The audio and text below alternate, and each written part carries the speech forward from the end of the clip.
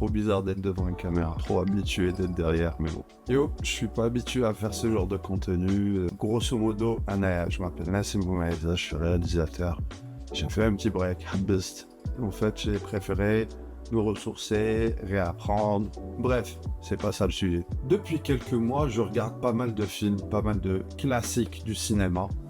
Il y a un truc qui m'a vraiment marqué comparé à maintenant. C'est bien le fameux grain d'image. J'avais un projet en tête. Oh, il m'a flamme. Spoil alerte, qui est chapitre 2 bientôt. Avec mes collaborateurs, les athlètes de Maham, voilà comment je voyais les choses, comment je voulais avoir mon image. Je voulais tellement lui donner un aspect très cinématographique à l'image, avec une image où il y a un beau grain. J'avais en référence en tête, c'était le clip de IAM Petit Frère. Un clip tourné en noir et blanc, et c'était tourné avec une Panavision, avec une pellicule. Ce qui m'avait marqué, c'était bien, encore une fois, ce fameux grain. Tout le monde m'a parlé d'une application. En fait, c'est pas une application. C'est un plugin. Yev Premiere, Yev DaVinci. Ça s'appelle Dehancer. Je suis rentré, j'ai vu un petit peu aussi des héros et tout. Et je trouvais vachement intéressant de faire un essai. J'ai eu auparavant mes aventures avec des applications, des plugins, et tout ça. C'est pas très satisfaisant. Mais là, du coup, je voulais faire un essai sur Dehancer. Je les ai contactés. Dehancer m'a dit, sur l'appli, essaye. Ou chauffe. T'as bug, tant mieux, mais t'as bug, on aimerait bien avoir tes retours. Et c'est ce que j'ai fait.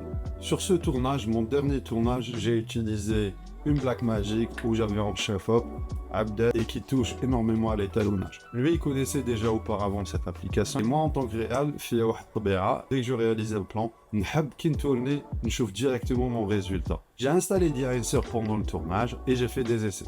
Ce qui est avantageux, c'est qu'on peut appliquer chaque étape toute seule, que ce soit sur Premiere ou DaVinci. Je vais vous montrer des petits exemples sur les images, le avant-après, c'est-à-dire qu'en étape rush brut et après en utilisant Dehancer. La seule remarque que je vais vous dire, c'est qu'il faudra doser. Il ne faudra pas en abuser sur tous les projets. Je pense que le mien, par exemple, qui est adapté à ce style d'image, un petit peu cinématographique, au lieu d'avoir une image léchée, un peu de pub. Mais quoique, ça revient à la mode. Et pour finir, la pépite, pour moi, c'est l'application sur le téléphone. Dès qu'on prend un abonnement, on a 3 licences. Moi, personnellement, ce que j'ai fait, je l'ai utilisé Premiere, DaVinci et sur mon téléphone.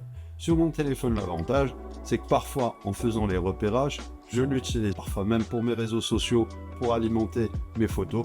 Zama, une petite signature de réalisateur. En tout cas, si vous êtes intéressé, j'ai un bon plan pour vous. Si vous voulez prendre l'appli, vous pouvez mettre BMZ10 et vous avez un petit code promo de ma part. Salam.